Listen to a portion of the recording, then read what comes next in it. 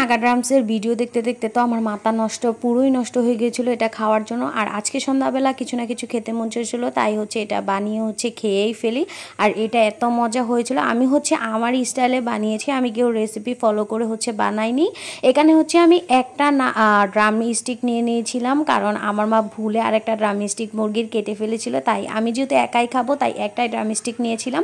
তারপর এইদিকে আমি একটু সয়া সস, তারপর টমেটো সস আর চিলি সস দিয়ে আমি এটাকে, আর একটা একটু মরিচের গুঁড়া দিয়ে আর লবণ দিয়ে এটাকে আমি আগে মেরিনেট করে রাখছি। এটা আগে একটু মেরিনেট করে রাখলে আমার কাছে মনে হয়েছিল যে এটা খেতে খুবই ভালো লাগবে। যেহেতু আমি আমার নিজের রেসিপি ফলো করে আজকে রান্না করছি, তাই নিজের মতোই আমি যেভাবে রান্না করেছি ওভাবেই ভিডিওটা শেয়ার করছি। এখানে আমার নাগা মরিচ ছিল না, তাই আমি এখানে কাঁচা মরিচ দিয়েই আজকে ভাইরাল সেই নাগা ড্রামসটা বানাবো। এটাকে চিলি ড্রামস বললেই বেশি ভালো হবে, কারণ আমি যেহেতু এটা আমার মতো করে আজকে রান্না করছি, অবশ্যই এটা বানিয়ে খাবা। আর এটা খেতে খুবই ভালো হয়েছিল, আমার কাছে তো বেশ মজা লেগেছিল। আর এদিকে আমি কিছু কর্নফ্লাওয়ার আর আটা নিয়ে নিয়েছিলাম, তারপরে একটু অল্প পরিমাণে হলুদ গুঁড়া, তারপর মরিচের গুঁড়া আর লবণ দিয়ে আমি এই ডোটাকে তৈরি করে নিয়েছিলাম। কারণ এখন আমি ড্রাম স্টিকটাকে এটার মধ্যে কোট করে নেব। আর আমি আমার মতো ফলো করে নিয়েছি, আমি কারো রেসিপি ফলো করিনি, কিন্তু আমার মতে এই রেসিপিটা ফলো করেও ড্রাম স্টিকটা খেতে খুবই মজা হয়েছিল। তোমরা অবশ্যই একবার হলেও ট্রাই করবা।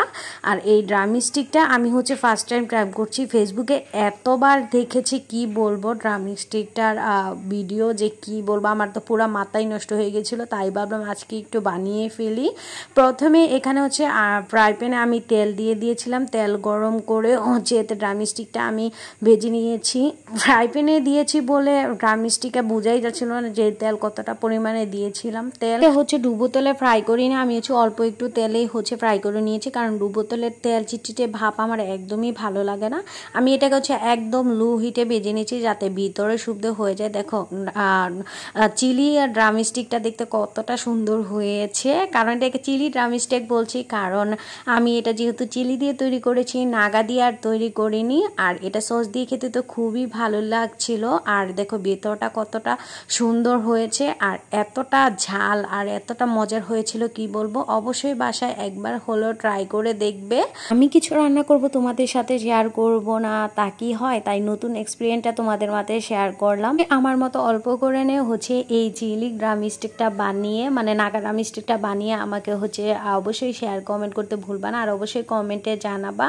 আর আমি আমার কাছে খুবই ভালো লেগেছে এটা খেতে। তোমাদের কাছে আমার আজকের রান্নার ভিডিওটা কেমন লেগেছে অবশ্যই কমেন্টে জানাবা। আজকের মতো এখানে শেষ করছি, দেখা হবে নেক্সট কোনো ভিডিওতে। আল্লাহ হাফেজ।